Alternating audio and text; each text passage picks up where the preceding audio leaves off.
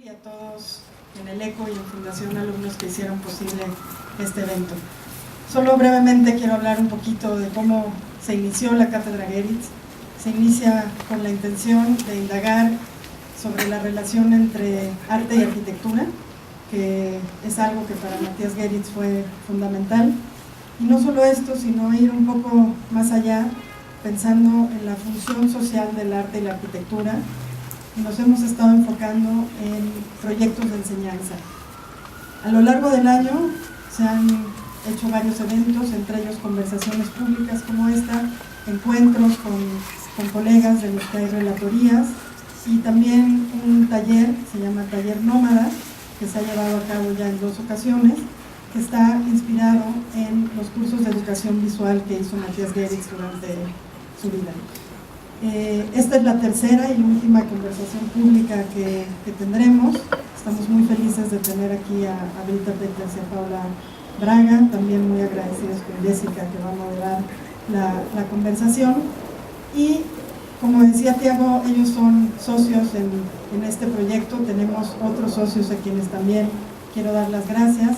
Fomento Cultural Banamex, la Facultad de Arquitectura de la UNAM también está involucrada, y la Dirección de Arquitectura del IMBA, y de esta manera ha sido posible llevar a cabo este programa.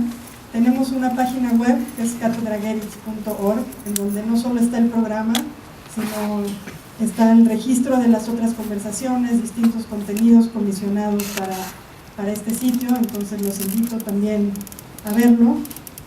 Y bueno, esta noche el tema que nos atañe es espacios de inmersión, lugares para la experiencia pública.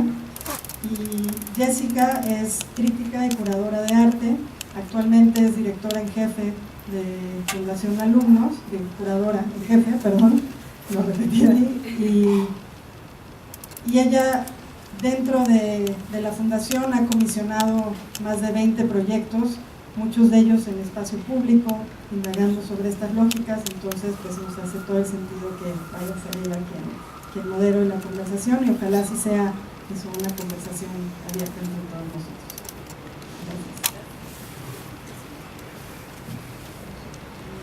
Gracias. Muchas gracias por la invitación para conocer a Britta y a Paula y todo el trabajo que ha hecho la cátedra Matías Geritz. Y sí nos gustaría realmente fomentar la conversación, entonces, aunque va a ser en inglés, como se anunció, quien se sienta quiera comentar o preguntar en español, hacemos la labor también de traducción para realmente integrar todo el trabajo y las presentaciones. Voy a presentar a Paula y a Britta. Paula es escritora, filósofa e historiadora del arte, experta en arte brasileño, y su estudio parte de cómo el concepto del arte participativo de los años 60 es utilizado por artistas contemporáneos. Tiene un doctorado, postdoctorado del Instituto de Artes de Unicamp en el área de teoría del arte en 2012, y su investigación ha sido acerca del arte en la era de las redes de comunicación.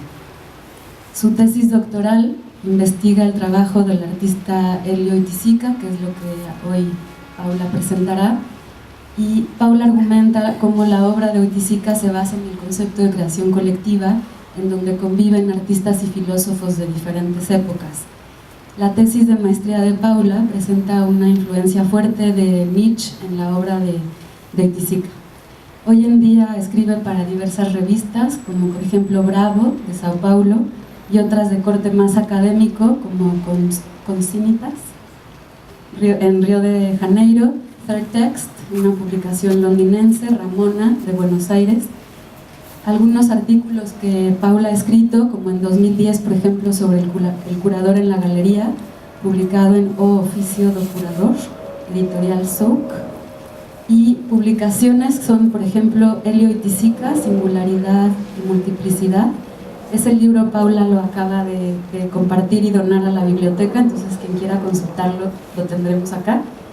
Escrito en 2013, y la coordinación del libro Hilos Sueltos, el arte de Elio Oiticica, con también la editorial Perspectiva en 2008.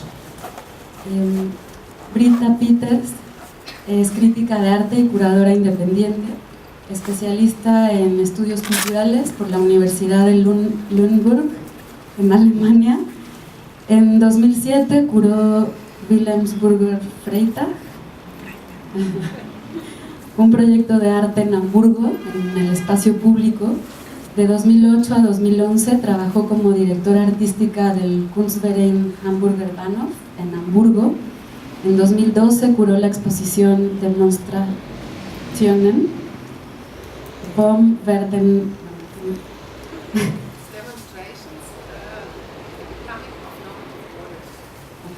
Demonstrations, the Becoming of Normative Orders, en el Kunstverein de Frankfurt, en colaboración con Normative Orders, Cluster of Excellence en la Universidad de Frankfurt. Otro proyecto de exhibición de Britta es Illness as Metaphor, Madness in the Garden of the Species, que inició en 2014 y continúa todavía en distintas sedes de Hamburgo. Y en enero de 2015 asume el puesto de curadora del Sculpture Project Münster, que es de lo que nos va a compartir hoy, de lo que va a hablar a través de 3 casos en particular. Entonces, también está aquí Citlali, que trabaja con nosotros, lleva el área de nuestra biblioteca móvil. Entonces, para la Fundación ha sido interesante entender el espacio público desde ahí y desde la comisión de algunas de las piezas. Entonces, bueno, doy la palabra a Paula y continuamos. Gracias. In fact, I have so many people to thank and I acknowledge today, because I cannot describe how happy I am because I'm here.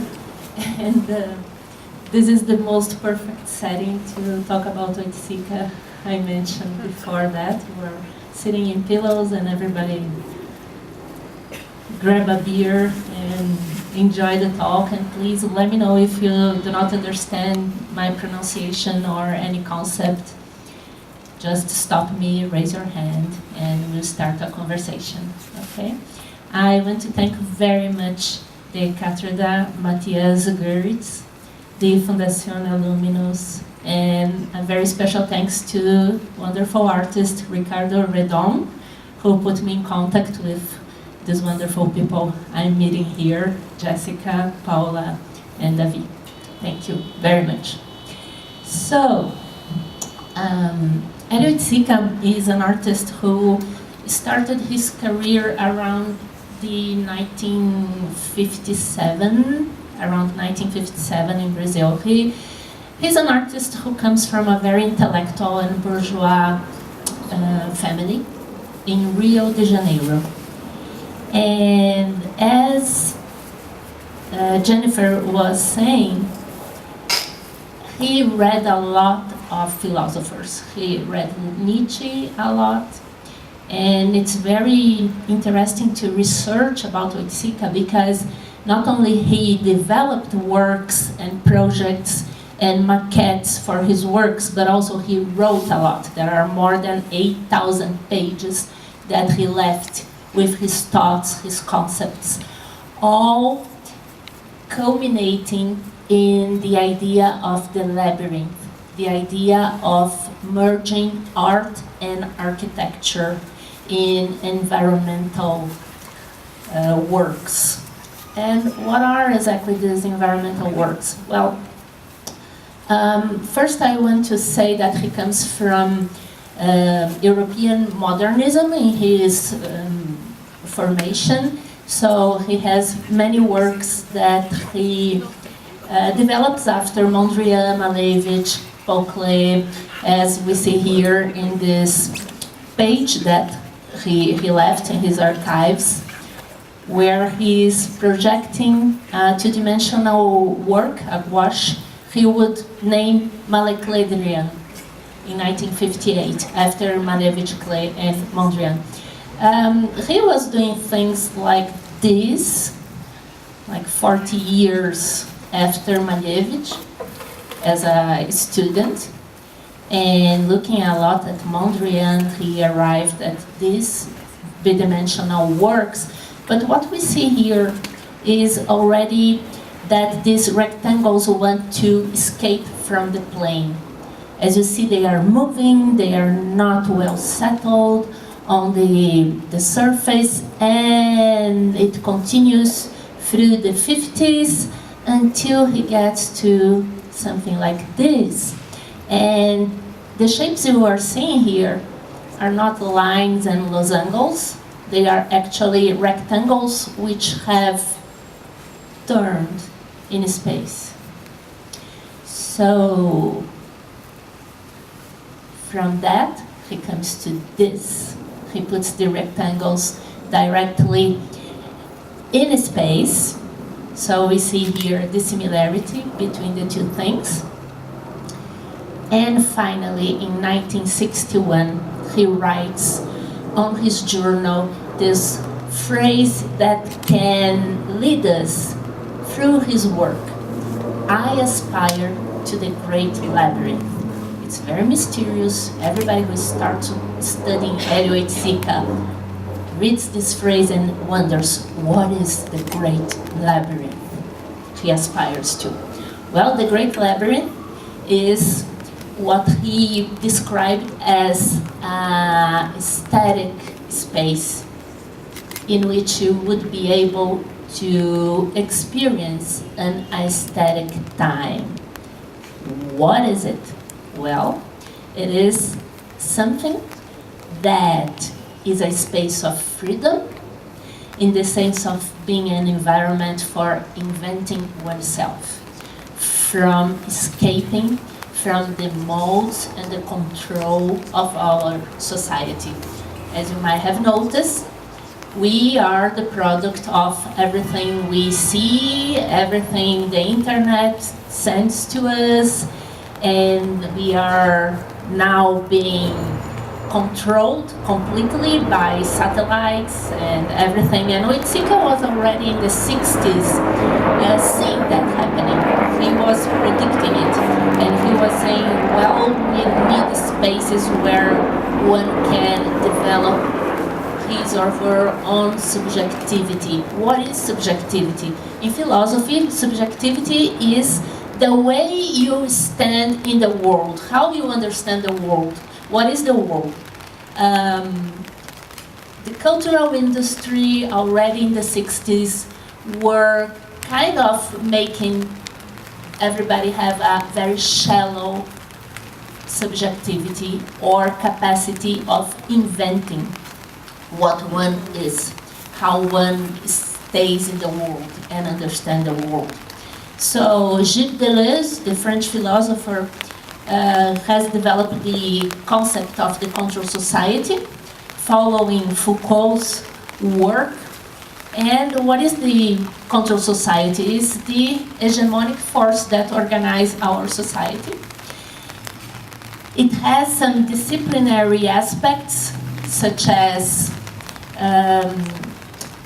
places where you are contained. For example, the school, you are inside a classroom, or the prison, you are in a cell, or the hospital, you are interned in a hospital.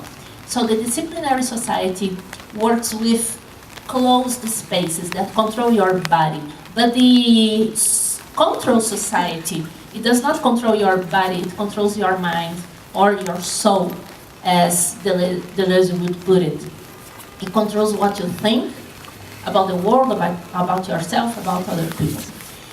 And what Jessica was doing was mainly in the 70s, starting when he aspires to the great labyrinth, is trying to liberate an energy that would be the invention power. It's what he calls the loose threads of the experimental, the hilos sueltos del experimental. Well, in the same year that he writes, I aspire to the great labyrinth, only this phrase, he built a maquette for what would be a set of penetrables. What is a penetrable? It's something you enter into, you penetrate. So, the hunting dogs project was never built. It stayed as a maquette. And he proposes a sequence of aesthetic elements. You would enter this environment, it would be like a garden in the city, and you would experience the possibility of watching a very different theater play where you have a turning chair and you can turn and look around in several stages and things are happening simultaneously in several stages. Another environment where you would find a poem, a buried poem, you would have to look for the poem, and so on. And then he writes about this project. The individual would take refuge here, in the same way he does when he enters a museum, for aesthetic life experiences, as if they were something magical that could take him towards another plan, different from the quotidian plan. Here he talks about a museum. He says, entering this environment would be like entering a museum. But 10 years later, in 1971, the museum is something he finds totally insufficient to what he wants.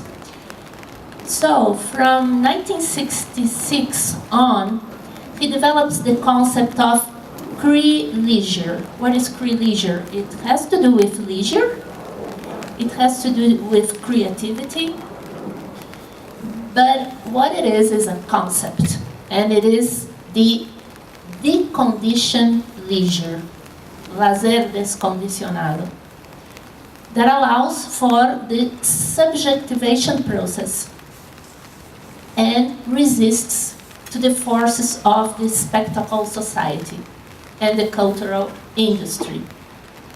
He is reading, of course, Herbert Marcuse and Guy Debord, which are two philosophers that develop respectively the concepts of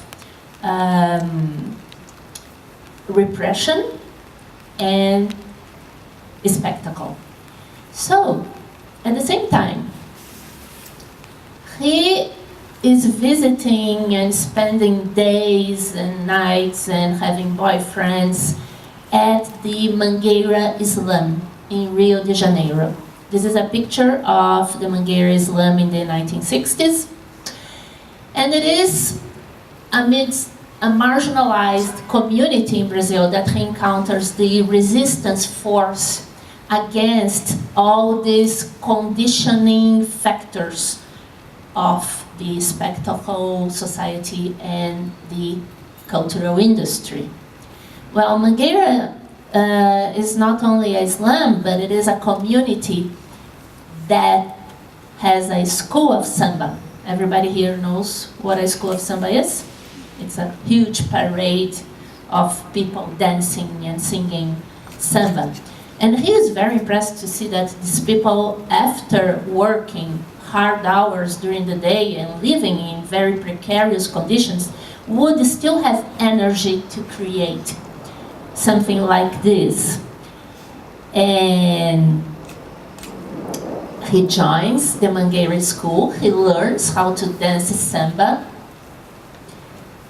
Here is Hélio e Jessica here in a parade of the Mangueira Samba School. And Mangueira is very important also for him to make a connection between everything he read from Nietzsche. When Nietzsche talks about the Dionysian force, he sees that at Mangueira every day during the rehearsals of the Samba School. And he says, I felt like stepping the earth again, feeling the world. And from this on, his work will be an emphasis on the body, and from the body, the formation of a subject with solid foundations on the interaction between the body and the urban space. So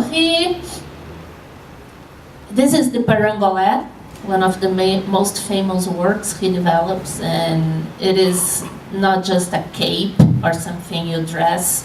It is something that demands that you dance with it, because when you dance with it, you capture an aesthetic force in the world. And then you see the colors and everything, and this is another kind of perangolé. And of course, it is possible to do a formal analogy between these and this, and also with the protests against the military dictatorship that were going on in Brazil. So what we see here, and what impresses Jessica, is the fact that a multitude would build something as powerful as the samba school or a political protest. And this was several years before Tony Negri coined the term multitude in his works. So what he was looking for was the leisure as the opposition, as the resistance to the surplus repression, which is a Marcusian concept. Everybody is repressed, psychologically repressed by the superego, for example, but the liberal society, capitalism, imposes a surplus repression and imposes the performative principle. What is the performative principle? You have to do something all the time, 24 hours a day. You have to do something that is useful, that is productive, that reverts on money. And Jessica wants to create environments and works that allows the individual to just be. Tropicalia from 1967 comes in this atmosphere of deconditioning people. Tropicalia is an environment made with sand and stones, and it has a parrot on it and plants. And the idea is that you walk around all these very sensorial elements, and you enter this labyrinth here, and you're gonna feel things on your skin, because he puts things falling from the ceiling that you don't see because it's all very dark in here, inside here. And then in the center of this labyrinth, there is a television turned on and showing the most mediocre TV show you can imagine, whatever is going on at this time you enter. And then you have this abrupt break between all these sensorial feelings and the TV determining what you have to feel, what you have to be, what you have to dress. And this is a more recent installation of Tropicalia at the Museum of Modern Art in Rio de Janeiro. It's very interesting that he puts this favela-like architecture inside the modern architecture of the Museum of Modern Art in Rio de Janeiro. And you see how things are kind of not so well organized, and it's very hard to install Tropicalia nowadays, because either you do this, which has nothing to do with the concept of the work, or you put some fences here so the museum doesn't get messed up with sand. But this is not the way Tropicalia should be, because Tropicalia follows what Gilles Deleuze called the nomadic behavior. The nomad, according to Deleuze, is the person who does not follow paths, predetermined paths. So the fence is not a good device here. As Deleuze put it, the sedentary space is striated by walls, fences, and paths between fences, while the nomadic space is smooth, marked only by traces that disappear and dislocate themselves on the way. So Tropicalia should mess up the whole museum and invade other works. In 1969, he goes to London. He's fleeing from the dictatorship, not because he was being persecuted, but because he realized if he continued to do something he wanted, he would be persecuted by the dictatorship, and he develops the Eden. The Eden is this environment here, in which you do a promenade through many penetrables, where you step on water or leaves, or you just listen to music here, or you stay here doing whatever you want. Nobody's looking, it's closed, it has only this entrance here. So he wants the free behavior of the participant. He installed the Eden at the Whitechapel Gallery in London, looking for this free behavior. Here is the bed, he calls this the body, the bed. You just enter, you close this curtain, and you stay there, just being yourself, doing nothing. When he goes to New York in 1970, he builds for himself in his apartment several beds like this. So he stays there, reading, listening to music, and during the evening he would work as a bilingual telephone clerk or something like that. And you see that in several Oiticica's works, although he looks for the collective, for people gathering, for the multitude, he builds cells. You stay by yourself inside of these cells, but they are transparent. So you, in a way, can be connected to the other cell. For example, here, when you are inside this bed, you can still see the light and listen to noises from the outside. So being introspective and at the same time relating to the world. It's very different from what we do nowadays when we look at a cell phone, for example. We are unaware of the others. In 1971, he decided to build something at the Central Park in New York. Of course, it was never built, but this is the plan, the maquette. It's an environment where you enter, it's a labyrinth, and you are supposed to enter through here, and if there is someone here in this corridor, you're gonna feel it, because there is this transparent division here, and then you get to a place with plants. Here there are these cabins where you can stay, like in the body, the bed.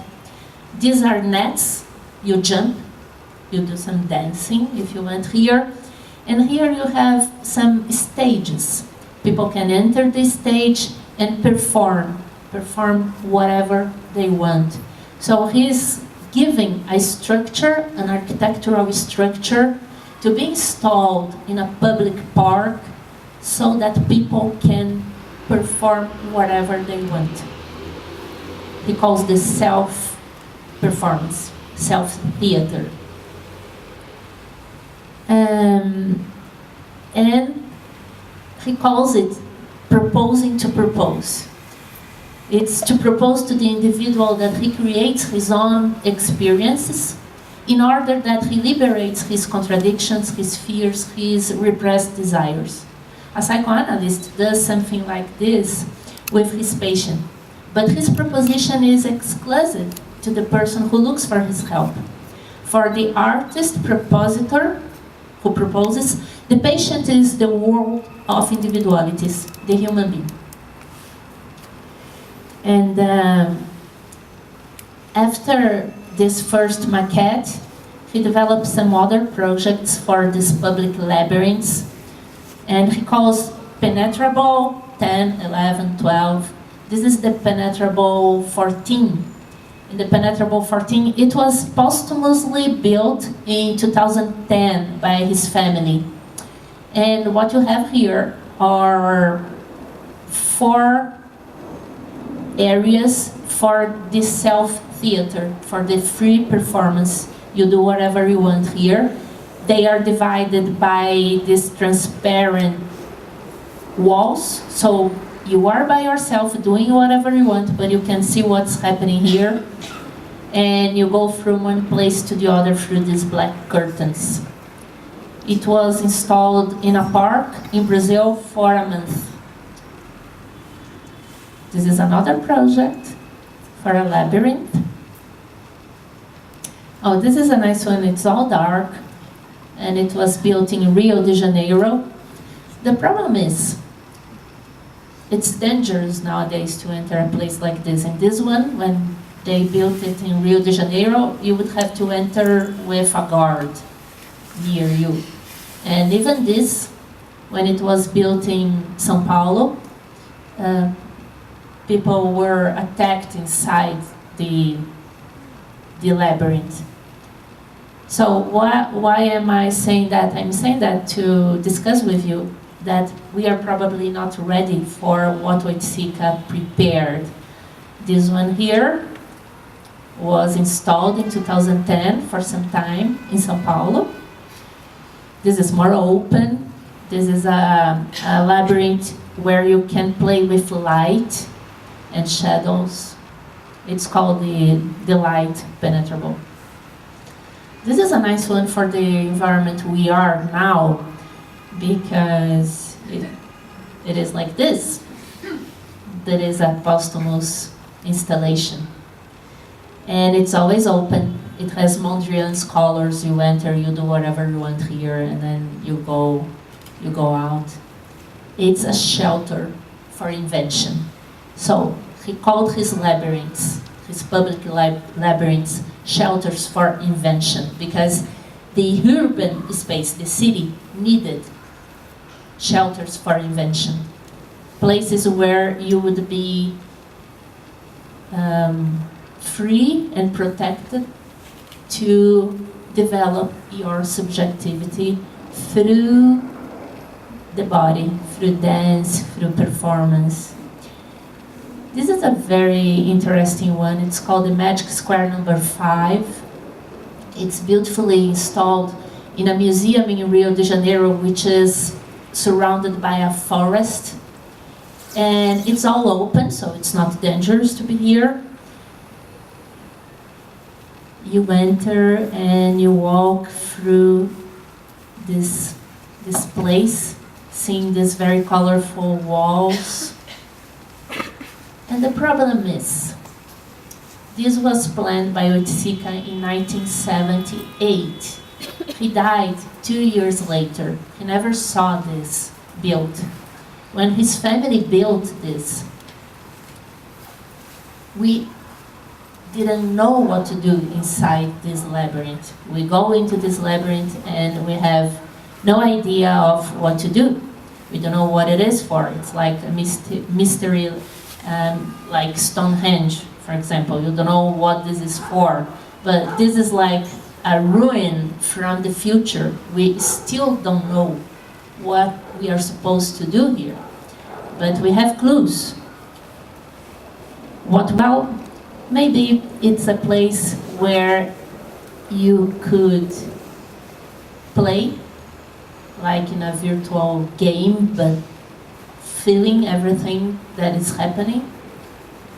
Maybe it's a place for a ritual, like Stonehenge. Maybe we need rituals. But most of the time, people take a selfie inside the Magic Square number 5. That's what we have become. So, how to use or inhabit Magic Square number 5 nowadays? In Brazil, it's rare enough to find a person reading a book in a park. Who would dance or scream or just stay aimless at this structure he proposes? We are usually plugged 24 hours a day. We are posting pictures. We are navigating in another structure, the internet structure, that could be a virtual space where we would develop something new, we would invent new behaviors. But even the internet has become a technology of neoliberal control. Can we think of anything else besides making a smiling selfie at the Magic Square? We feel awkward inside it because we realize we have no model on how to behave inside it. And it is very uncomfortable for us to realize we exist without any aim, without any purpose, and that no divine or no artistic authority will define for us what we shall do. We have lost the capacity to invent. So nowadays, to aspire to the great labyrinth is to aspire to taking hold of our subjective construction. Not only we are conditioned by neoliberal reason, but also we cease to desire being subjects. It's more comfortable to be an object, circulating on the virtual space of the internet. The challenge is even greater nowadays than in the 70s. And Jessica did this parabola in 1961 saying, be a marginal, be a hero. What is the marginal? The marginal is the one who stays at the margins, who are not in the center, in the hegemonic place. And there is a very interesting parody of Be a Marginal, Be a Hero, which is the Be a Marginal, Be Offline, developed by Andre Dahmer, an artist in Brazil. So, if not totally offline, be conscious of the control society we live in. If you are an artist, propose something that incites the body towards the great labyrinth. And Jessica, some months before he died, he said during an interview, the average person becomes a visual artist. I've become an instigator of states of invention.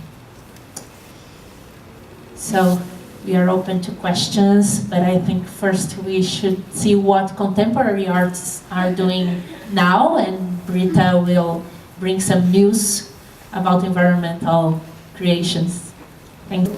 Really warmly Paula Santos Coy to invite me and her whole team, especially David Miranda, for showing me around. The last 2 days was fantastic, and I'm looking forward to tomorrow and Saturday. I've never been in Mexico City before, so for me it's a big challenge. And I also want to thank Paula Braga for this very interesting talk. I think it's a very good idea to have with Jessica the basement fundament from the 60s for what I'm going to talk about now. The invitation from Paula said spaces of immersion, places for the public experience. And I was kind of really amazed, because I thought, how could she know that I'm thinking about this immersive experience also in the context of the Kulturprojekte, because this was something which was kind of obvious, that I felt a lot of installations were more like spaces where you enter, and then you enter like in a special situation, and it's not like you have a distant position towards a sculpture. So I was very interested in talking about that. And I brought 2 examples from Kulturprojekte, and I'm also going to talk about a VR film production by Inarutu, which most of you might know, to contextualize the art installations. And maybe just to make clear why it says Urbane Kunstruhe, this is my new position in the Ruhr area, also dealing with art in public space. And because I'm there now, I want to promote it, of course. When I talk about art in public space, it's always a very foggy term, you know. People have very different expectations. Some people think about sculptures, some people think it's necessarily to be outdoors. For me, public means like very basic, the access for everybody, which is not normal. For example, in Germany, the museums charge quite a lot of entrance. I think it's different here, it's also different in other countries, but this must be like the first thing, that the project you are setting up is accessible for everybody. Another thing is creating an interface, thank you, for various publics means you offer a project, and the project is the reason for various publics which wouldn't meet normally, perhaps, to meet in there. It's like, if you think about filter bubbles, which are more and more dominating our perception of the world, an art and public space project could be a space where you meet people you don't expect to meet and to talk to them, for example, or to share experiences. And then, of course, there's the notion of public and making things public. And in short, it means I'm not talking about public in contrast to private in terms of legal terms. It's not a public space, doesn't necessarily has to be in public ownership, but it means public in creating a public. This could also be an abandoned shop, for example, and private ownership. If you set up a project and you create a public over there, you're doing the project. Art and public space is also very much connected to the question where and which frame the projects take place.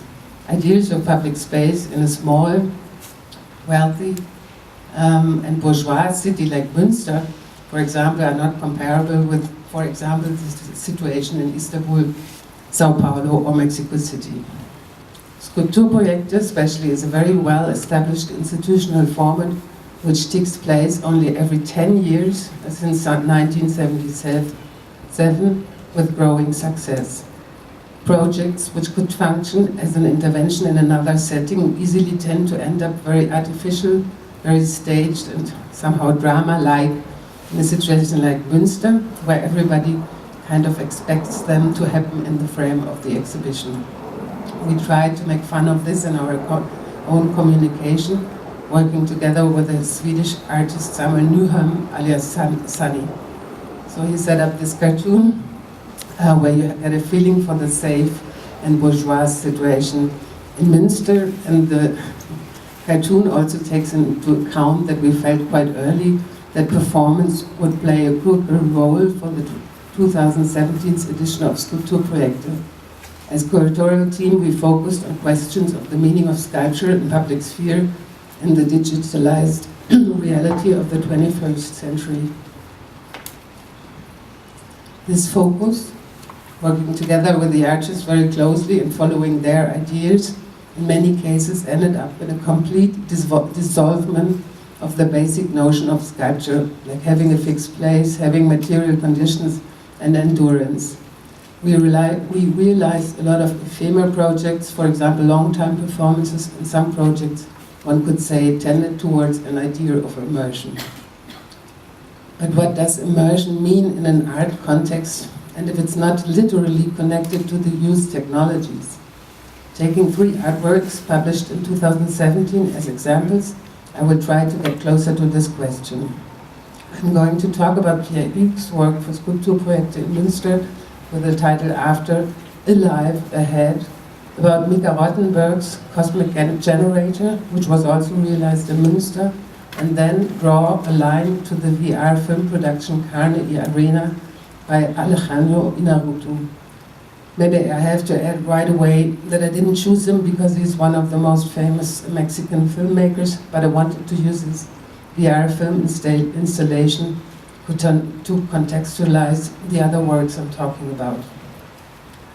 Immersion is a fashionable and foggy term, but it is interesting to use as a lens. Maybe the French curator and art critic Nicolas Bourriat is a good starting point to get into the subject. Bourriat also worked a lot with Pierre Hugues, Felipe Parino, Dominique González-Förster, all artists which are since the 1990s well known for complex, you could say, immersive installations, or how you would like to call it. Pierre Hugues, for example, doesn't like to call his projects installations. He rather talks about organisms. Bourriat defined the approach of the relational aesthetics in the late 90s as a set of artistic practices which take as their theoretical and practical point of departure the whole of human relations and their social context rather than an independent and private space. The artist can be more accurately viewed as the catalyst in relational arts rather than being at the center. Concerned with human interaction in everyday life, these welcoming, open and frequently collaborative works broke with such modernist truths as the discrete object, the artist's signature and the idea of radicality. Their aim, according to Britta, was not to change the world, but to inhabit it in a better way by stitching social bonds back together. I brought is Tobias Rehberger, Skulpturprojekt in 1997. Since the exhibition only takes place every 10 years, you have really like a very good layer of what's kind of in the air during this decade. In the 1997 exhibition, the idea of this kind of relational aesthetics was quite present. And Tobias Rehberger, for example, he used the rooftop of one building from university for a hangout. There was a lot of DJing going on and so on and so on. And he used the architecture itself as a lamp. This is also the title, Winters Wiederbeleuchtet, like the light you see is the lamp flashing this space. And the people in Münster, they remember quite well having 3 months, like a new space to enjoy and to hang out. Instead of the aspect of actively collaborating, in Pierre X works, the idea of the equality between plants, animals and humans gets more in the foreground. Remember his amazing work Untilt for Documenta 13. The whole setup was a cosmos living on its own, whether there were people or not. This image was distributed quite often. You have this dog with the pink leg, and then you have these bees around the sculpture. This is only like a very small detail from a huge landscape, which was in the park behind the Friderizianum. And the whole area looked like, could have been like this, like a place where you bring greens to compost. But in fact, it was completely arranged. There was also a lot of ants brought in, and somebody working in the team said he was really like taking care of every little grass, like to have this living picture or living situation. And opposite to the Documenta piece, for the Münster, he chose the former ice ring, which is a completely different situation because you don't pass by or you don't find something which is part of the park, but you have to enter the space. And this was also what he wanted, that he said after having this masterpiece. At Documenta was really a difficult situation to find another like idea which is as strong maybe as this Kassel piece came out. And so we had this empty ice ring, and he started to get very interested in the idea that he can use the building and he can do with the building whatever he wants to do, because it's going to be destroyed later. And there was a time he was also thinking about maybe reactivating the ice, but then he decided to really dig into the ground and quite deep. So what you see here, the earth, which is shaped, was like 2 meters, a bit more than 2 meters, and people walked into this labyrinth. And here you see this little machine. It's an incubator, and in this incubator were cancer cells. And every time when the cells divide, because cancer cells grow by cell division, this was noted. So the whole organism was kind of organized by the division of cancer cells, but also by other elements like CO2 in the air, humidity. There was also the pattern of a shelf in the aquarium. I'm going to show you the aquarium later. And so there was this kind of, it's a biological, technological organism based on algorithms. These cancer cells, for example, we had to renew every week because they were really growing very fast. Here's the aquarium, which was in the middle on this concrete block, and you see the glass of the aquarium has this kind of black tone because you can it can get very dark, like the screen of a mobile phone where you see nothing when it's off, and then the glass has the ability to get transparent, and then you see what's inside. And here you see something like a bit Caspar David Friedrich like setting, quoting the concrete ground of the floor. These pyramids on the rooftop were part of the former installation in the ice ring, but Pierre organized that they could open and close. The first one, where the people are standing underneath, was open all the time, so if there was rain or sun or something, all these came into this setting, and the one in the back was opening and closing according to the division of the cancer cells or to the sounds which were organized by the patterns of the aquarium, of the inside life of the aquarium.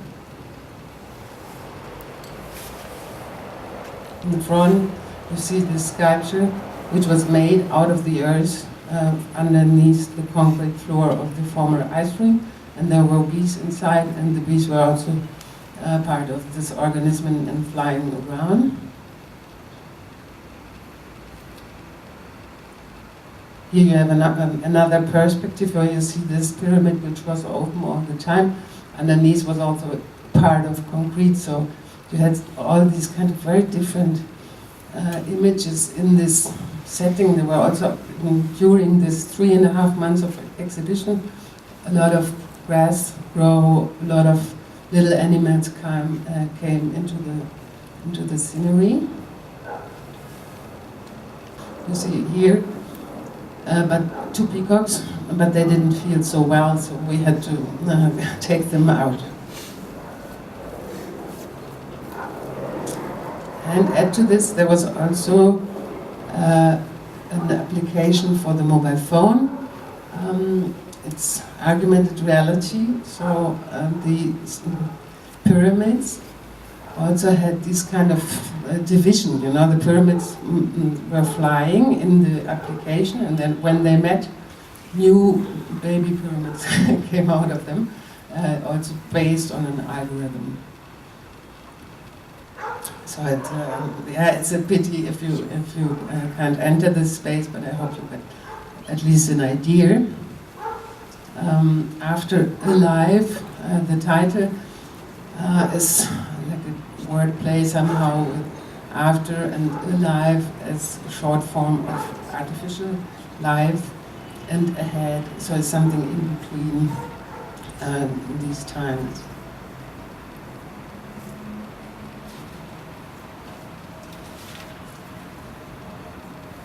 So the next work I'm going to talk about is Mika Rottenberg's Cosmic Generator, also realized in the frame of Kulturprojekte. Here you had a different entering situation. Her installation took place in an abandoned Asia shop. So it's not that you consciously enter this parallel universe, as in the case of Pierre Hugues, but in this case, you see the facade, you see this shop, and the kind of idea this could be a real shop is much more in the air. Even the sign was already there, and it says also video in the sign, which is funny, but because in the end she installed a video installation. Mika Rottenberg already had the basic idea for the film on her first visit to Münster. There was a rough script and an initial plan to travel to the filming location in the Mexicali-Calexico border area and the wholesale market in Viu, China. The vacant store across the prison seemed to be the perfect place for the later installation. The film was made with the knowledge that it might be shown in this location. I wrote a small text about this work on another occasion. I'm going to read a bit for you. The door to the store is slightly ajar. Above it is limply hanging a warning that spans the entire shop window with black lettering that reads Asia Shop Lebensmittel, means Asian supermarket groceries. The large windows look dusty, and in the store itself countless rows of shelves filled with just a few products are visible. Is it open? Yes, it is. The glass counter filled top to bottom with all sorts of toys, with all sorts of toys, little gadgets and decorative materials is illuminated with LED light strips. Maybe you just leave it here? Yeah, in the first one. Amid the crude mix of goods and the half-empty shelves, it is the last remaining thing that maintains the appearance of a functioning business. The movement of the blinking lights breathes a little life into the abundant situation. On the shelves were colorful soft drinks, porcelain elephants, and bottles of hair dye and hair extensions. Some of the goods were already in the shop, which were Rottenberg left as it was, while others were specially edited. The hair extensions, for example, are linked to the reoccurring motive of extreme physical features. In particular, direct links can be made to the film Cheese from 2008. The unusually long woman's hair serves here as a fictionist means of production seeds.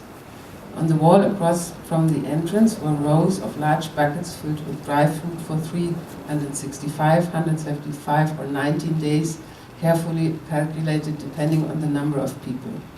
You see it here. In the neighboring room, we see large and flatted pineapple inner tubes, red Asian lamps, and glittering metallic garlands in different colors. Here too, shelves span the walls, but have little on them. The hall looks the same. Rice cookers, ornaments, flower vases, everything seems sticky. Noises, music, and voices lure the visitors into the dark.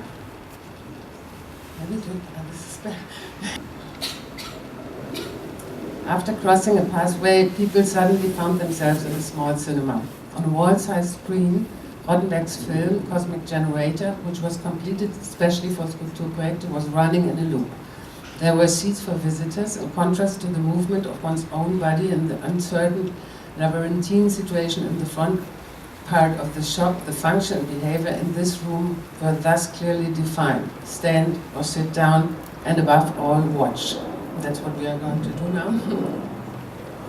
Here is one film still, but I'm going to show you a very short episode from the film.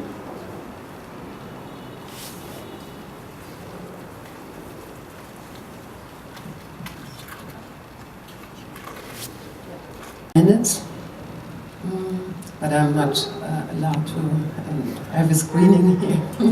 I forgot to ask. But I can tell you a bit how it's going on, because these images from the big market in China are kind of intercut with documentary scenes along the border in Mexicali and Calexico. And the way she filmed both situations is completely like the opposite movement. The rather statically filmed shot of the salespeople are interrupted again and again by scenes that were filmed in restaurant kitchens or barely definable rooms along the Mexican-American border.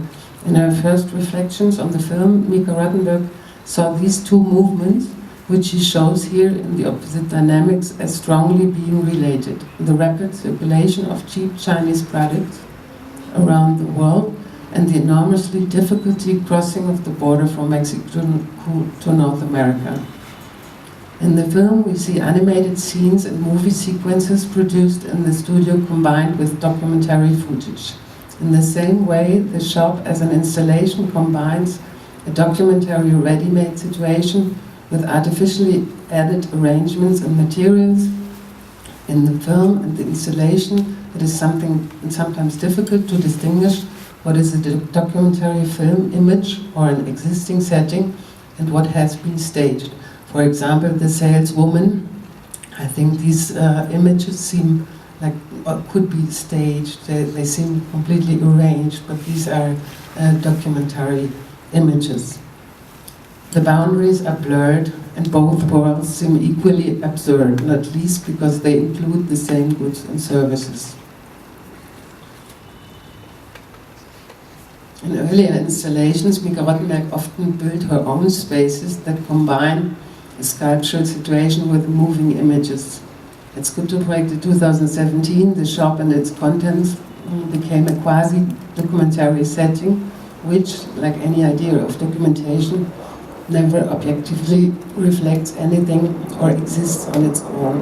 The products in the store, whether they were there before or were added by the artist, exemplify a temporary end to the sales channels that start in places like the wholesale market in Viu. Their final destination will probably be a private household for which they are acquired and from which they will continue to migrate, ultimately to the garbage. Therein lies the special intensity of the installation, the voyeuristic view of the situation coincidence with the voyeuristic view of the movie screen. The moving image and the movement of one's own body through the shop are held together and interwoven by a deeply sculptural aesthetic. Not as least, the film tunnel rides are through truly sculptural form of movement. So now I'm getting to the last example. Alejandro González Inarritu, Carne y Arena. He worked 6 years on this project. Oh, we have to find the film, yeah. And he did a lot of interviews and research, but was also published in 2017. So I thought this is also interesting. This is like the production, or like examples of the production in the year 2017. And you,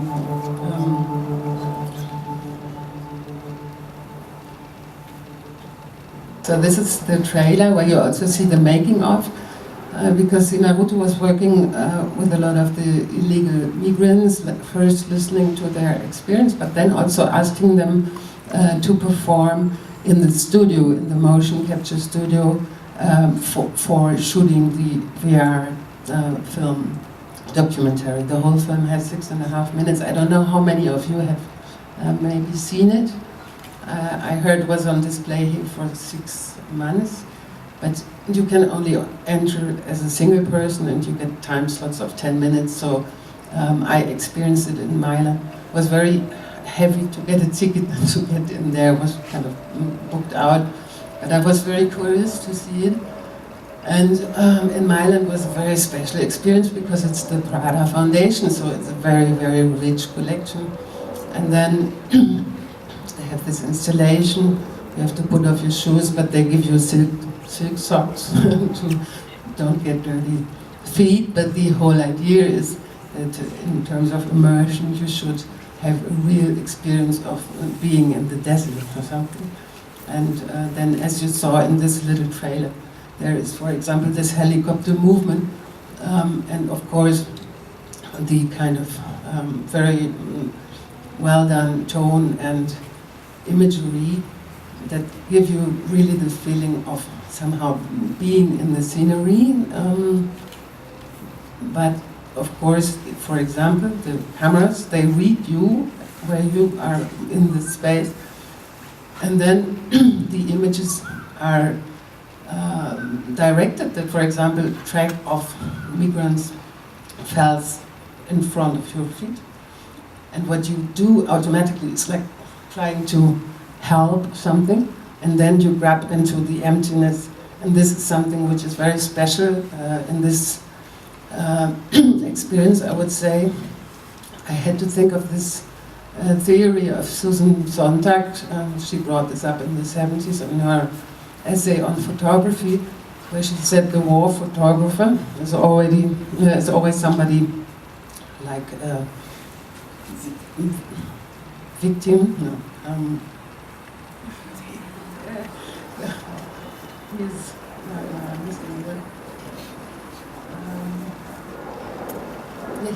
he proves what happened, but at the same time he didn't interfere, or he didn't help. And this is a feeling which was very strong for me in this installation. Otherwise, in terms of immersion, it's like the technical possibilities you can bring to the top by this. And I would say, like in a short critical review, it's good for empathy. It's good to maybe get a strong feeling for the situation itself. But there is a big lack of political analysis, in my opinion, and in comparison to the two works I talked about before. They have this kind of gaps, or they have this kind of non-documentary parts of living, like on each part, the organism which has its own life, which is not controllable, even not in the full end by Pierre himself. And in the case of Migrotmek, we have very important gaps somehow in the storytelling, but also from like the own body movement in the first part of the shop to this moment where you end up sitting in the movies, and then there is a defined situation. So I think maybe this is enough input. Also, if we get back to the Helio to Otoshika, and I'm looking forward to talk to you. About such complex artworks that are really multidimensional in all the aspects that they touch, which the body, philosophy, public space, immersion, political participation, spectatorship. So there's many layers that I think are happening with these pieces that you presented. I prepared some questions, more general, in terms of public space and immersion and the production of subjectivity through some of these artworks. But really what we would like is for everyone here to participate with any questions or comments. So maybe I'll make a question, we begin, and then please everyone interrupt or whenever you want, so that we can, there's another microphone over there, and we can play with the Spanish and the English, you know, so.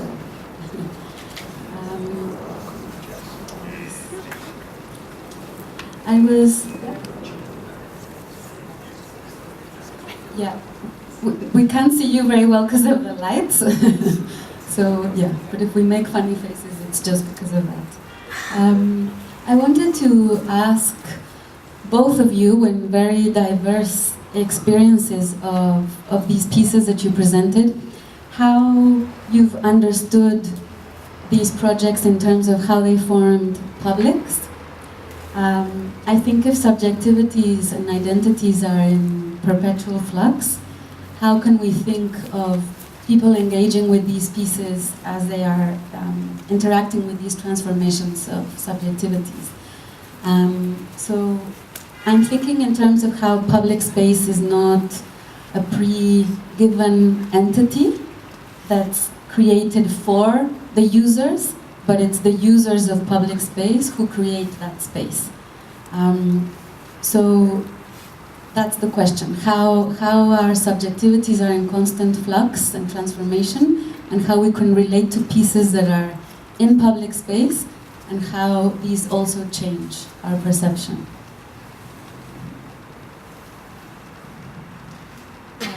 I think that just by not being the most common and quotidian experience, works that propose an immersion in public spaces already have a big role in the expansions of our opportunities to be, in our opportunities to develop what we want to be. And then the idea of the shelter that Jessica proposes is unavoidable. That public spaces that contains artworks for immersion are shelters, because other than these places, you don't have that many opportunities to be with yourself or to experience something which is not determined by the economic model we live in.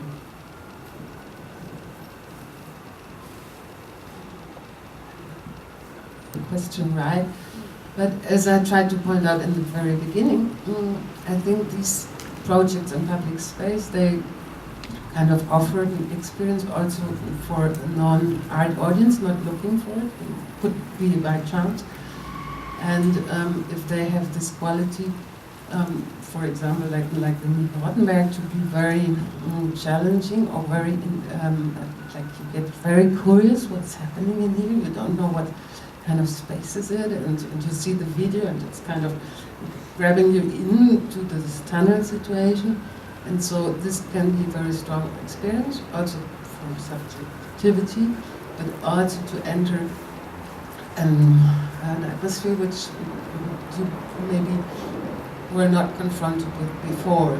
So I'm really very interested in a wider public and art in public space without being a missionary or something, has this potential for an encounter which wasn't expected before, for example, and for also that also means, in my opinion, an encounter with art which is not like shaped before through expectations or something. Would anyone like to talk about maybe their own experiences with immersive pieces or with public space projects? I think there are some people here who worked with public space also, like Armando. Okay. When you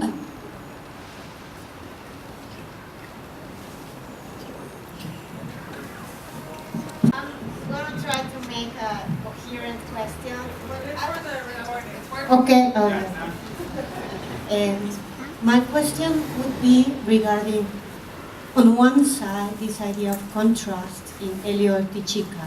He was reading Guy Debord and Deleuze, and at the same time proposing a counter-concept. And then this idea of the public and mediated through art, but for more like audiences. And how the selfie, because I understand that both are working with like new technologies and how that mediates our relationships with other human beings, like how the idea of the selfie enters this aspect of the public, the space, the art experience for everyone. So more or less, I hope. The selfie, as I see it, is the transformation of the subject in an object. So we live in an economic organization in which we value objects and desire is related to objects. Therefore, we want to be objects. When you post a selfie on the internet, you are trying to present yourself as a desirable object, as a product in the market of the network. So, Jessica has some works, it's interesting, in which he makes portraits of other people and in a very queer fashion, avant la lettre. The queer, it was not a theoretical subject by the time he did it, but he was photographing his boyfriends with red lipsticks, and he did a audio visual, because that's how it was called in the 70s, the audio visual, in which you had sounds and slides projected. And the only space for freedom that I see on our new habit of posting selfies is related to a queer claim for alternative sexualities or gender performation, gender perform. performance. Sorry, it's late. So, the only way I think selfies can be a tool for freedom is through gender performance. Proposing alternatives to normative gender definitions. I don't really understand, because I'm very much focusing on the subject of immersion, how you then grab the bridge to the selfie discussion, because of course it has to do with the digital, but as Paula said, it has a lot to do with the market of intention, and it's something which is very outgoing. It's a signal you send from yourself to the others. But it's nothing, like in comparison to these immersive installations I was talking about, it's nothing which kind of gets you into the situation or into the world. It's like really, I would say, the opposite. And I was also thinking about Otuchika, the installation you showed, the Central Park project. I was, on one hand, really fascinating, I think, the idea to have in the park this space with the different cells. But I was also wondering about this concept with transparent between the cells, because this really focuses on the individual, and the social aspect is, maybe it's because it's the time, or I don't know, seems to be more like a burden or something which you have to control. And so it's not a social sculpture in terms of people gathering, having communication and exchange, I would say. Yeah. I have two comments to do. I think the selfie can be understood as something that you perform on this immersive environment of the internet, because you are performing something there when you present yourself on the internet. So if you understand the internet as a space, then it works. That's how I took this question.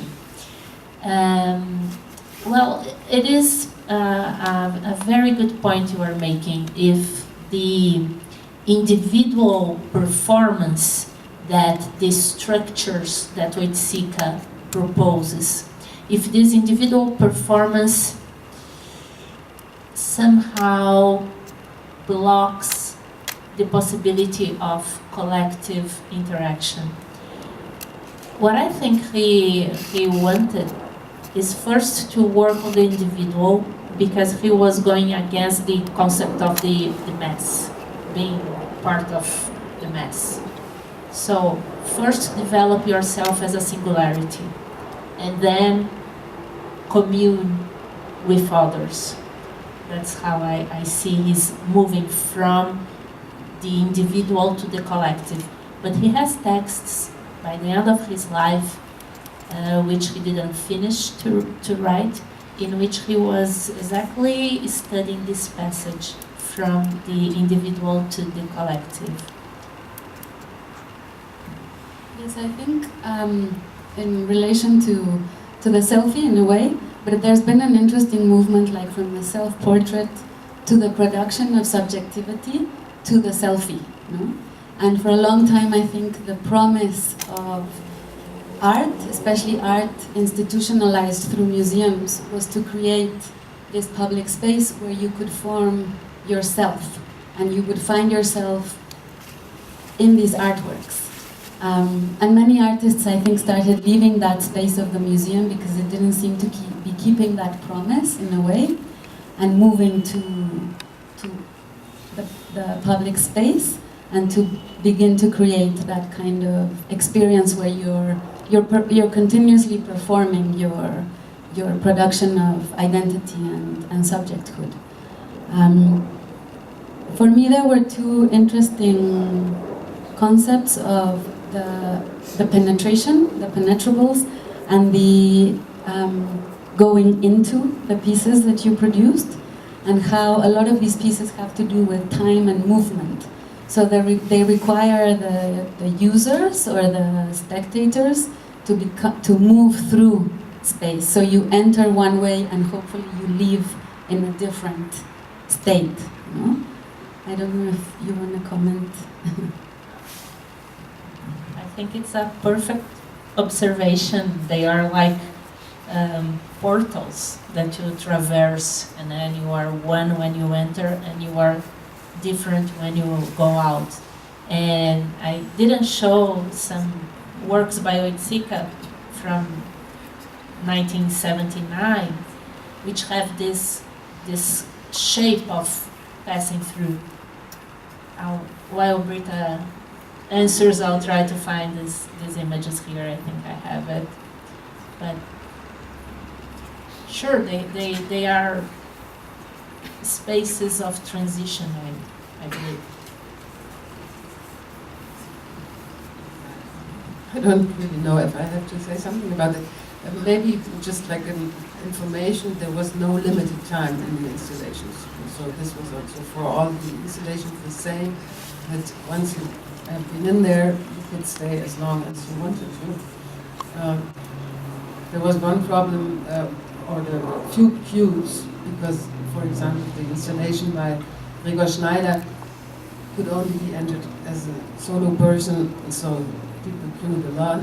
And also one piece, like a long-term performance piece by Alexandra Pirici, which was meant as a loop that people come in and then go out, was kind of misunderstood by the audience as a theater play. So they intended to be there and to watch the whole loop, which was 3/4 of an hour, which is on one hand like really nice and remarkable that people take their time to spend so much time there, but on the other hand, it caused the effect that people were queuing, which was not very nice, because nobody likes to queue somewhere. But the basic decision was not to say you have 10 minutes and then you have to get out. Very important, I think. I'm thinking of the audience, particularly in Kulturprojekte in Münster, since it's this project that happens every 10 years, but also a lot of pieces stay there and become permanent. So I would like to think the city has an audience that is already familiar with what's happening, you know, every 10 years. But my question is whether between those 10 years, are there programs that Kulturprojekte organizes, kind of a follow-up of their audience? Is there something happening in between, or really it's only this jump from between 10 years and another 10 years? And especially also thinking that there's a lot of potential there with this different audiences also that could get involved in different ways in the discussion, and not only as recipients, no? or even producers of something. Maybe to give you a really short idea of the history, the first edition in 1977, there was a lot of critique. People really hated the exhibition. There was no fun, very little money for it. It was a huge effort to do it, and it wasn't meant to be a decennial exhibition from the very beginning. But in 1987 there was a situation, like more a personal situation, has to do with Klaus Bussmann, who was first curator at the museum, later director, but in between fired. And in 1987 he just 1985 came back to the museum as a director, which was very nice. And Kaspar Koenig was one of the next to Bussmann, the main figure for 1977. And then they celebrated in 1987 that it's 10 years since they had the experience with this first exhibition, which was so hated so much, but on the other side, which was so exciting and left so much really interesting artworks in the city. And then the next decision to get it into a more regular format was to do it again in 1997. But only then you can say it starts to be institutionalized. Before that was always like a negotiation if it should take place. And also for the 2027 edition, of course the discussion starts now, but money has to be collected, and there is not like a real regular public program in between. But the archive of Skulpturprojekte, which is part of the museum in Münster, is now in much better condition than it was before. My colleague Marianne Wagner, she is the curator for the contemporary section of the museum, and we were in a team together for Skulpturprojekte in 2017. She applied for Volkswagen money to work on the archive. So this is something which starts now and which is very present in the museum. They have little shows out of the archive, and I think in a few years all the fruits, like doing research on the archive, will be made available. There is another publication in the pipeline reviewing the 5 exhibitions, not chronologically, but for example taking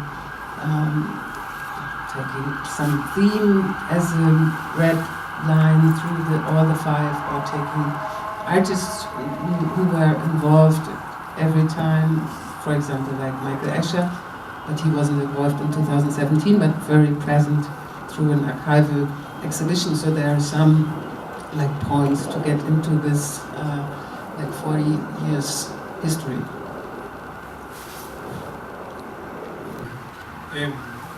I wanted to talk. I wanted to ask something about the. Thinking about how you see Oiticica's work.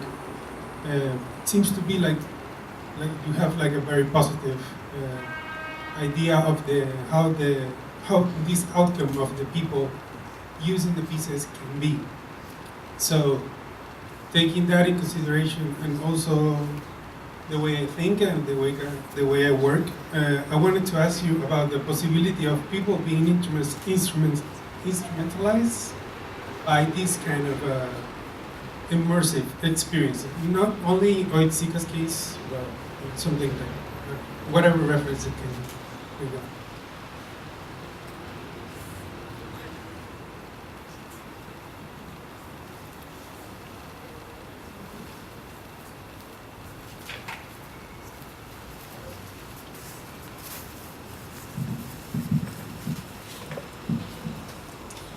As you were saying that I have a very positive approach to the ability these works have on building subjectivity, I was thinking that actually I have this positive approach to the set of his environments, his texts that write about his environments and texts. I think maybe only staying there, if you are unaware of contemporary art, you are totally unaware of his work, and then you enter a Cosmococa, you might just replicate the behavior you have every time you see a hammock, because the Cosmococas have the hammocks. And so I think it's very important the work that art critics do when they write about the work and they let people understand what the work wants to do with the public. Regarding people being instrumentalized inside these immersive environments, I think they are so open that I don't think they instrumentalize people, because most of the time you don't even know what to do inside these places. You just see that there is a hammock, okay, there are some projections of Jimi Hendrix album cover on the walls, and what am I supposed to do here? Well, maybe I'll just lay down on a hammock and swing a little and listen to this music. So you have to invent what to do there. I think with instrumentalization, it's been a big issue around art in public spaces, because there tends to be a discussion on how these pieces have a specific function, no? And not the idea of art for art's sake, but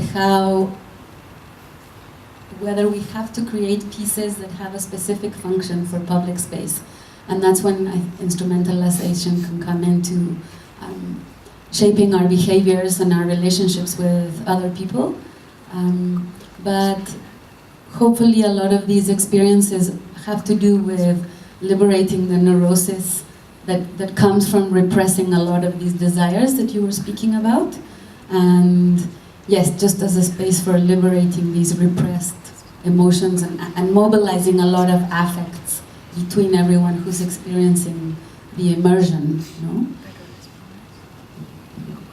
I'm just curious how you would define immersion, because the way we are talking about it is so inflationary that everything could be immersive or not, or whatever. I would be interested in really to getting closer to the idea of immersion. Because, for example, Otoshika, on one hand, I understand that you kind of get lost in this labyrinth, and I think this is very immersive. But, for example, the latest piece you showed with the colorful elements, for me it's an object. It's really an object, and of course you can move through, but it's an object. I wouldn't call it immersive, because then everything really gets somehow immersive.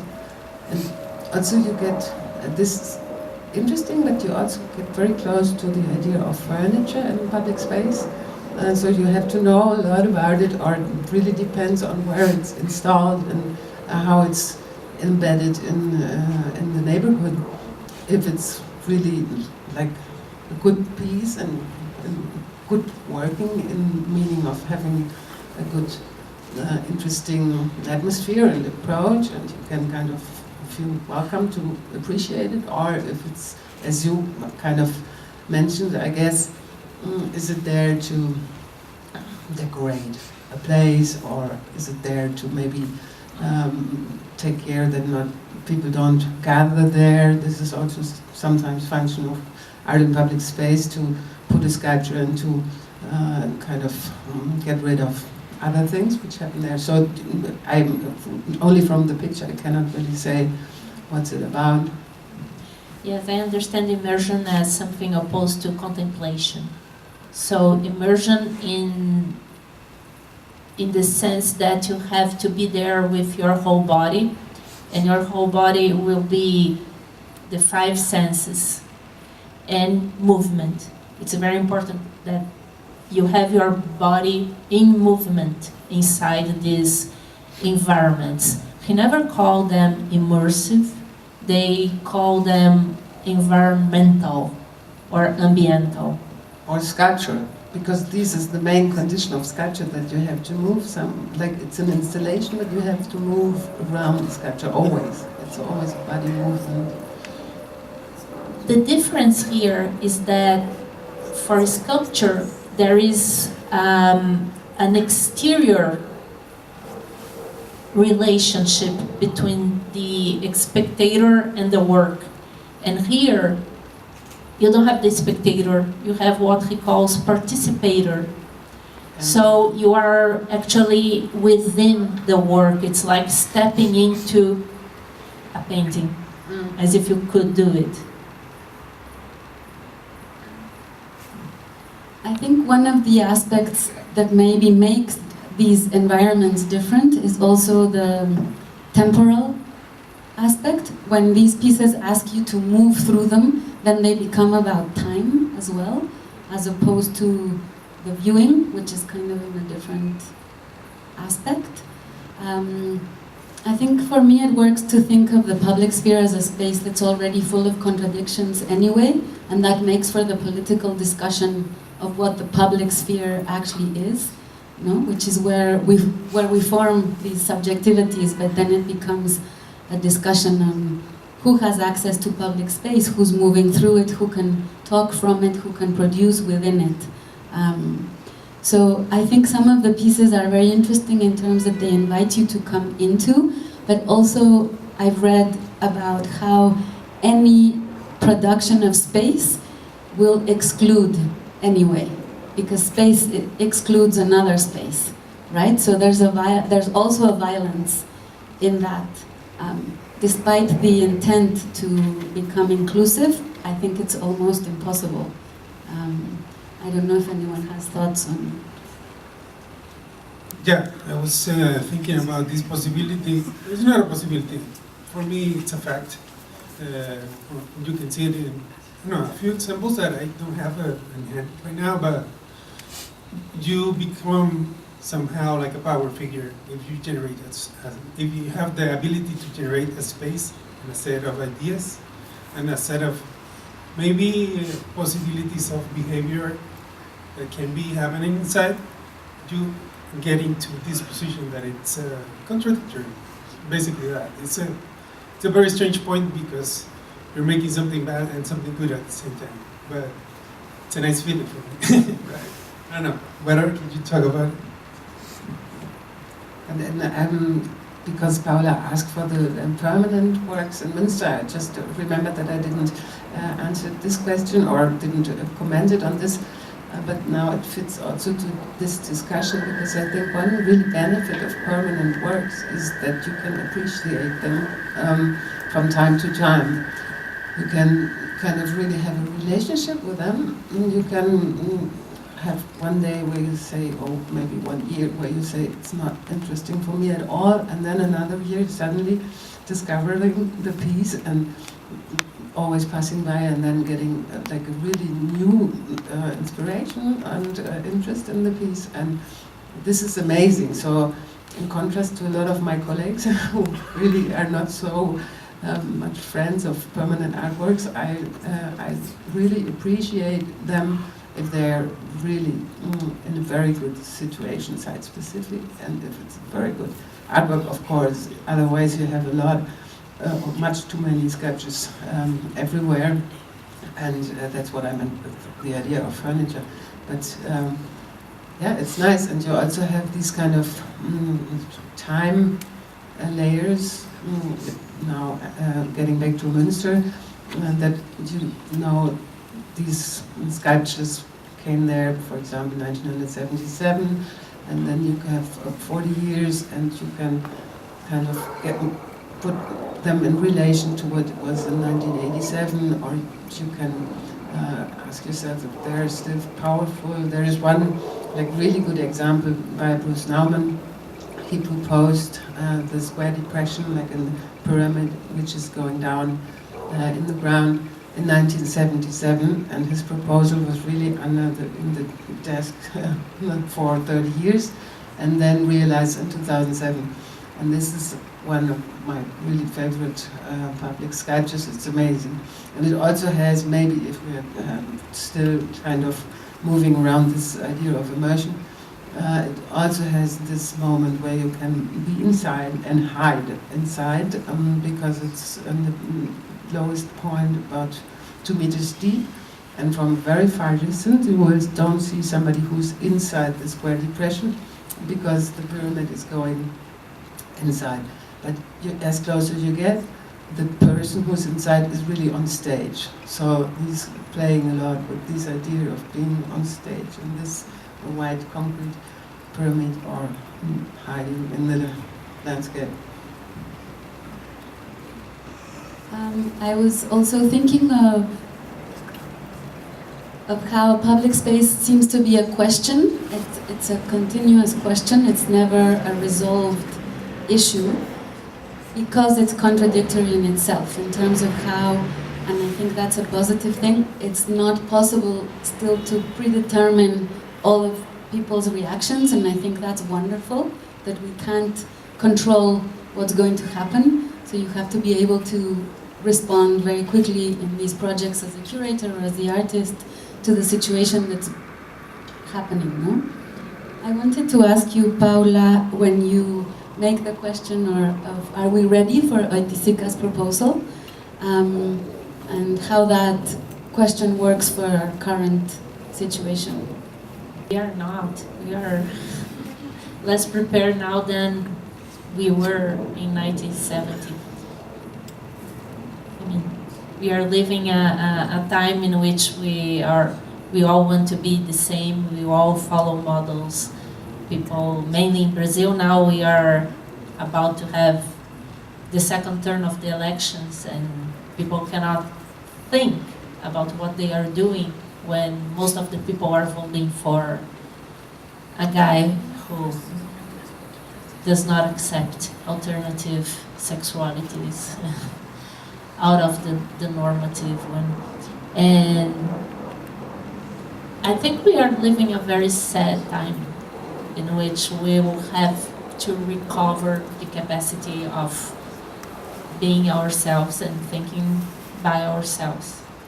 And the cultural industry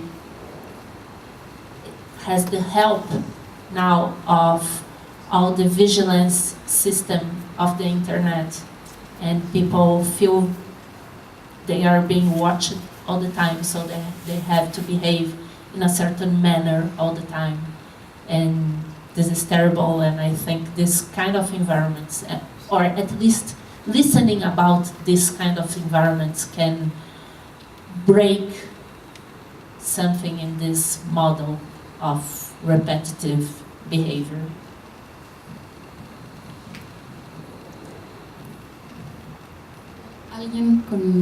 Vamos a terminar en about 5 minutes, como en 5 minutos.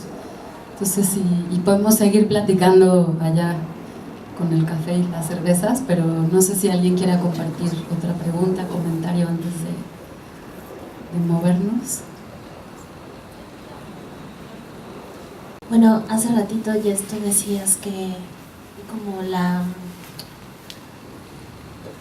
volatilidad del espacio público y de las experiencias en el espacio público requieren del artista o del curador estar alerta para actuar rápidamente y ser creativos, pero también, y es un reto también de la era, es ser mucho más pacientes. O sea, como justo la experiencia en el espacio público requiere también tener una habilidad de espera de larga duración que no tenemos y que no estamos acostumbrados a destinarle a un tiempo, ¿no? Por la necesidad de una respuesta o de un escenario inmediato.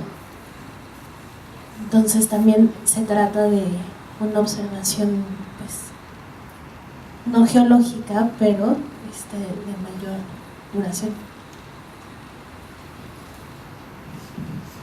If I understood right, for the short translation, was that you said projects or like developments in public space need time, and it shouldn't be too over-shaped or over-curated or over-formed by artists and curators, and I think you're completely right, but I would say everything could exist next to each other. You can, because I work in exhibition-like formats, for me it's very important that there is the possibility to have relations between different artistic positions, to really kind of get into one theme, not literally like in a seminar, but to see artists working with some questions, and then not to take the one artwork as the only possible answer, but to have really different positions, which sometimes are arguing with different means for the same thing, but also sometimes they kind of really are very different from each other. So this would be for me the benefit of exhibiting in an exhibition-like format in public space. But this shouldn't be the only thing, this is for sure.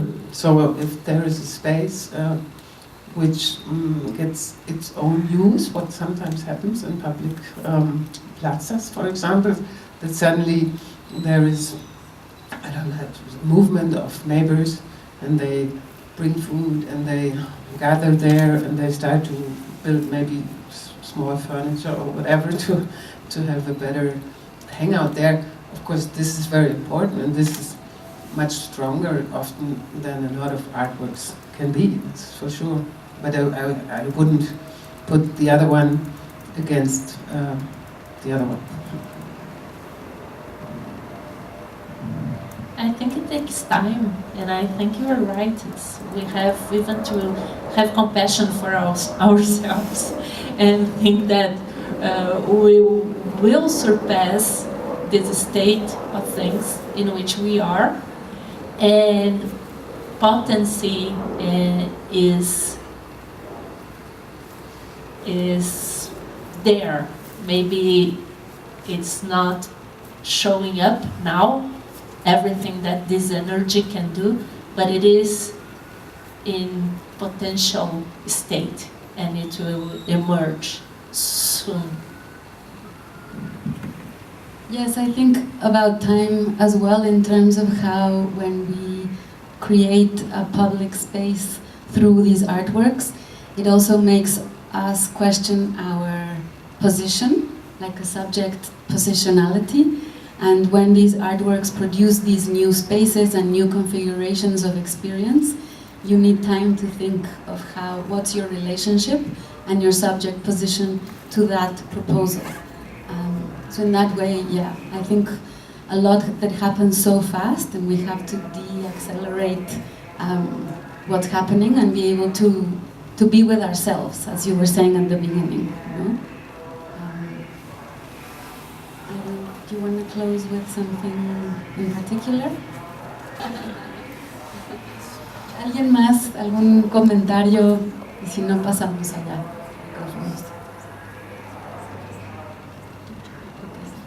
Pues muchísimas gracias a todas y a todos. Thank you, Paula. Thank you, Britta.